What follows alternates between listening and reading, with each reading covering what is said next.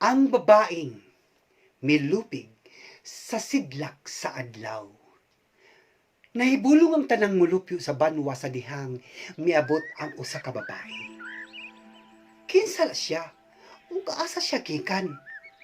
Walay nakabalo kung asa siya gikan. Pero nagkahiusa sila nga perti niyang gwapaha. Nagdala siya libo ka nagsayaw nga mga alibangbang ug mga mabulukong buwak sa iyang saya. Ug ang iyang taas nga buhok nakabuhay-hay lang. Murag nagdagayday sa iyang likod. Sa iyang kiliran, uban kaniyang naglakaw ang usa ka ibid.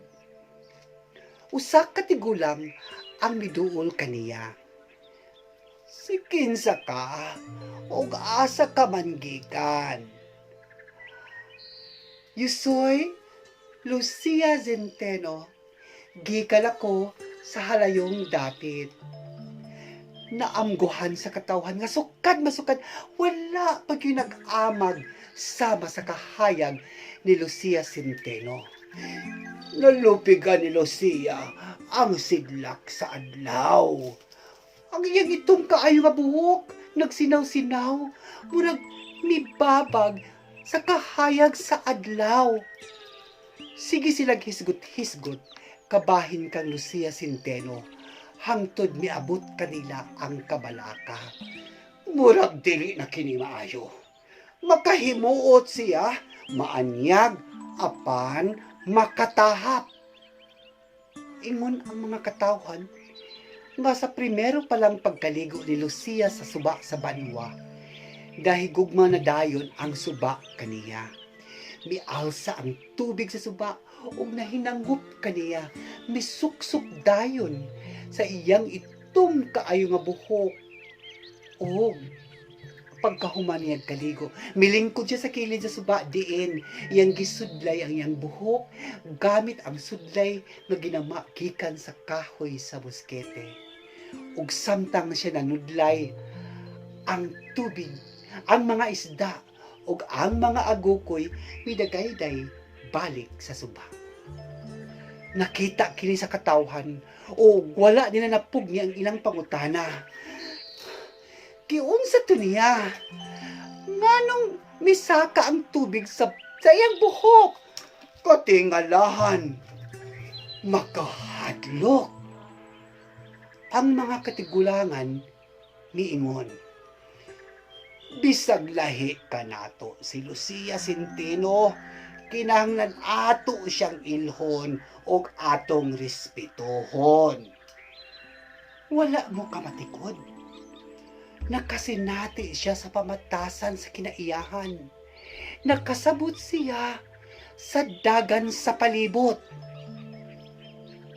Ang mga katigulangan, walay dautan nga pagtagad kang Lucia Centeno, apan wala nila gibadlong ang mga tao nga nagbiay-biay kang Lucia. Samtang maglakaw si Lucia, ug naa siya'y masugatan, kanunay niyang ginaambat. Hola, ¿cómo están? Uy, kumusta na mo? Mulakaw lang sila. Nung wala sila nakita. Kay nahadlok sila nga pasakitan sa kahibulungang kusog ni Lucia. Samtang sila maglakaw, ila kining gibiay-biayan, gipasanginlan, ginasingkitan, balbal, aswang, wak-wak, mambabarang, bruha. Apan wala mibalos og kasuko si Lucia kanila. Samot nga nahadlok ang katawhan. Ang ilang kahadlok nahimong kasuko ug mikatay ang mga hungihong nga si Lucia naglaraw og dautan kanila. Ilang ginabato ang balay ni Lucia ug ila kining gikawatan og mga kabtangan. Ug sa wala madugay, ilang gisulong si Lucia ug ila kining giingnan. Nabalaka na kami tungod kanimo. Dili kami makatulog. Grabe na ang purisyo nga imong gihatag kanamo. Busa, pahawa na lang dinhi. Pahawa na lang dinhi. Pahawa na sa among banwa. Sa katapusang higayon, miadto si Lucia sa suba. Mingon siya, "Mubiya na ako niining dapita, mianhirang ako aron mananghid kanimo." Ug dayon, misaka na usab ang tubig sa suba sa iyang itum kaayong buhok. Sa dihang iya na kining gisudlay, dili na mapuhawa ang tubig sa iyang buhok. Mingon si Lucia, "Palihog, balik nagdagayday padulong sa suba."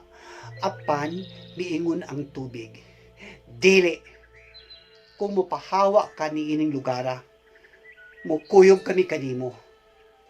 Busa, milakaw si Lucia nga kuyog ang tubig sa suba. Ang mga isda ug ang mga agukoy nga nagkumpayot sa nanuog nga nuksok sa iyang itum kaayong buhok. Nakita sa tanan nga mopahawa na si Lucia Centeno ug usa ka lumulupyo nakamatikod. Ang tubig, ang mga isda, ang mga agukoy, mikuyog kang Lucia. Wala sila nagdahom nga biyaan sila sa ilang suba. Ug kaniadto, aduna pay mga labo nga kakahuyan ug bugnang huyuhoy sa kahanginan. Karon wala na bisan usa kapisik sa ulan. Wala na ang mga awit sa kalanggaman.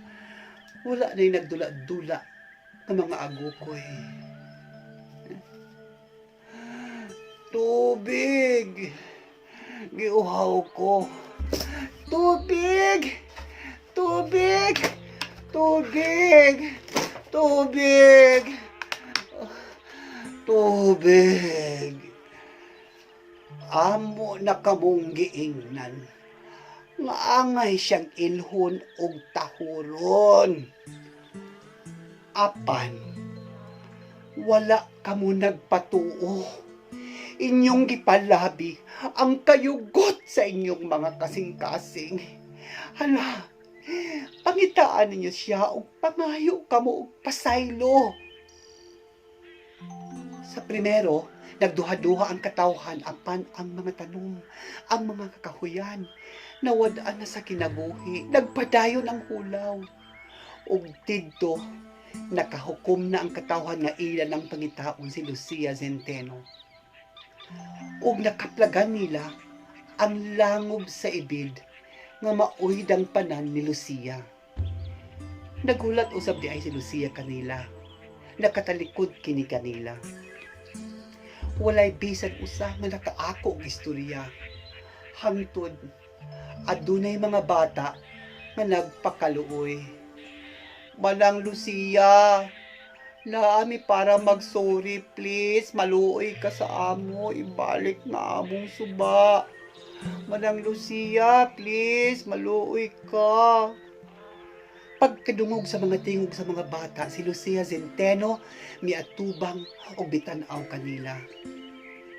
Nakita niya ang namahadlok o gipangkapoy kaayo nilang mga dagway ug naluoy siya kanila. Sa katapusan mitingog si Lucia, "Hangyoon kong higalang suba nga mobalik na sa banwa. Iyang pagpanggaway pili bisan pag ikaw lahi. Isaad tanan tahuron, kitang tanan manag-igsuon." Miuban si Lucia sa katawhan pabalik sa banwa. Dito iya dadahin gisugdan pagsudlay ang iyang itum kaayong buhok. Gisudlay niya ang tubig, ang mga isda, ang mga agukoy. Wala niya giundangan ang pagsudlay hangtod mibalik na ang mga isda o mga agukoy sa suba. Lipay kaayo ang katawhan sa paghibalik sa ilang suba. Ilang gibisbisan ang ilang kaugalingon, ang ilang mga hayop, ang ilang mga tanom. Sa ilang kalipay, wala nila na matikding nga nahanaw na si Lucia.